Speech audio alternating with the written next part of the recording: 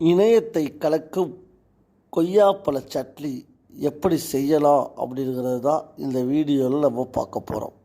கொய்யாப்பழத்தில் vitamin C, vitamin B6, புரதச்சத்து, நார்ச்சத்து, calcium, இரும்பு என பல ஊட்டச்சத்துக்கள் நிறைந்துள்ளன.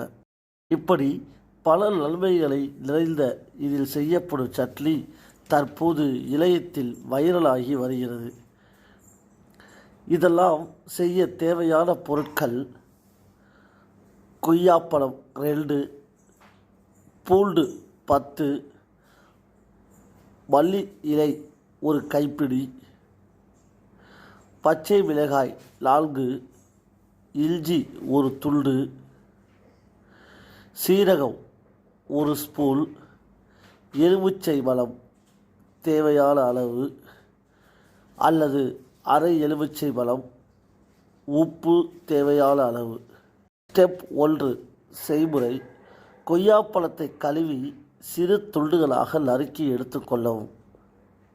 இரண்டாவதாக, அதை ஒரு மிக்சி ஜாரில் கொத்தமல்லி இலையுடன் சேர்த்து அரைத்து எடுத்துக்கொள்ளவும். மூன்றாவதாக, அதில் சீரகம், தோல் சீவிய இஞ்சி, பூண்டு, பச்சை மிளகாய், உப்பு ஆகியவற்றை சேர்த்து எலுமிச்சை சாறையும் பிழிந்து விடவும்.